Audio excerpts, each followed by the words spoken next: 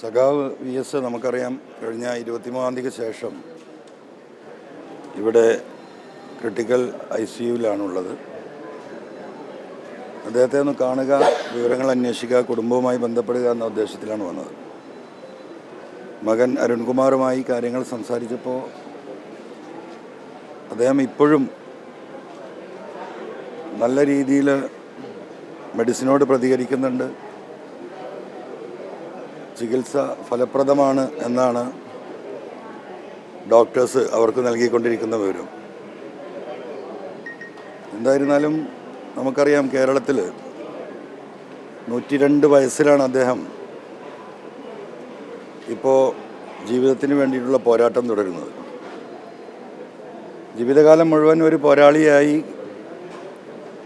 കേരളത്തിലെ മുഖ്യമന്ത്രിയായും ജനത്തിനാകെ മാതൃകയായ പ്രതിപക്ഷ നേതാവായും അദ്ദേഹം പ്രവർത്തിച്ചത് നമുക്കറിയാം. 2011-2016 കാലഘട്ടത്തിലെ കേരളത്തിൻ്റെ പ്രതിപക്ഷ നേതാവായിരുന്നു അദ്ദേഹം. ഒരു പ്രതിപക്ഷം ഉയർത്തിക്കൊണ്ടുവരേണ്ട വിഷയങ്ങൾ, സാധാരണക്കാരായ ജനങ്ങൾ അനുഭവിക്കുന്ന വിഷയങ്ങളോട് ഗവൺമെൻറ് മനുഷ്യത്വവിരുദ്ധമായ നിലപാടുകൾ സ്വീകരിച്ചപ്പോൾ അതിനെ അതിശക്തമായി ചോദ്യം ചെയ്യാനും അത് തിരുത്തിക്കാനും 82 വയസ്സിൽ അദ്ദേഹം മതികെട്ടാൻ മല കയറിയതൊക്കെ കേരളത്തിലെ ജനങ്ങളെ സംബന്ധിച്ചും കേരളത്തിലെ പ്രതിപക്ഷ പ്രവർത്തകരെ സംബന്ധിച്ചും മാതൃകയാക്കേണ്ട പ്രവർത്തനം നടത്തിയതാണ്. തീർച്ചയായിട്ടും അദ്ദേഹത്തിന് ആയൊരു ആരോഗ്യം ഇനിയും സർവശക്തൻ നീട്ടിക്കൊടുക്കട്ടെ എന്ന് ആത്മാർത്ഥമായി പ്രാർത്ഥിക്കുക. മറ്റൊരു ചെറിയ വിഷമം തോന്നിയത്,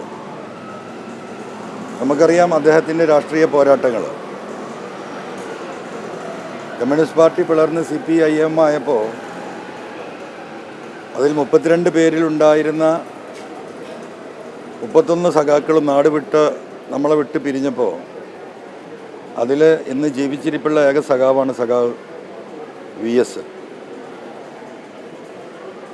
മുഖ്യമന്ത്രി മാത്രമല്ല, ഈ പാർട്ടിയുടെ എല്ലാമായിരുന്നു അദ്ദേഹം. പക്ഷേ ഈ ആശുപത്രിയിലോ പരിസരത്തോ അദ്ദേഹത്തെ സ്നേഹിക്കുന്ന ലക്ഷക്കണക്കിന് സഖാക്കൾ കേരളത്തിലുണ്ടെങ്കിലും ഈ ഒരു ഘട്ടത്തിൽ അദ്ദേഹത്തോടൊപ്പം അദ്ദേഹത്തിൻ്റെ കുടുംബത്തോടൊപ്പം നിൽക്കാൻ ബാധ്യസ്ഥരായ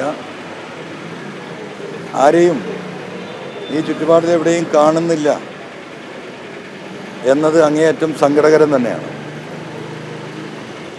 ആരുടെ തിട്ടൂരത്തിൻ്റെ പേരിലാണ് ഇങ്ങോട്ടേക്ക് കടന്നു വരാൻ ആഗ്രഹിക്കുന്ന യഥാർത്ഥ സഖാക്കൾ അതിന് സാധ്യമല്ലാതെ ഈ SUT ഹോസ്പിറ്റലിൻ്റെ വിദൂര സ്ഥലങ്ങളിൽ നിന്ന് ഇദ്ദേഹത്തിൻ്റെ വിവരങ്ങൾ അറിയാൻ കാതോർക്കുന്നു എന്ന് പറയുന്ന അപജയം തന്നെയാണ് ഇന്ന് കേരളത്തിലെ കമ്മ്യൂണിസ്റ്റ് പാർട്ടി നേരിടുന്ന ഏറ്റവും വലിയ വിഷയം.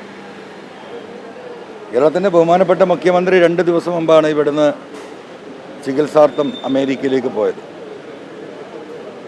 സഖാവ് VSും ഒരു മുഖ്യമന്ത്രിയായിരുന്നു.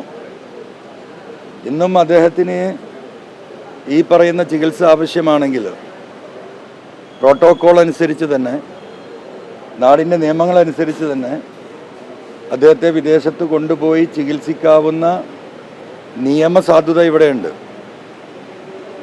അതിന് മുൻകൈയെടുക്കേണ്ടത് ഗവൺമെൻറ്റും ആ പാർട്ടിയുമാണ്. അദ്ദേഹം ക്രിട്ടിക്കൽ ഒരു സിറ്റുവേഷനിലേക്ക് വരുന്നത് കഴിഞ്ഞ 23-ാം തീയതിക്ക് ശേഷമാണ്.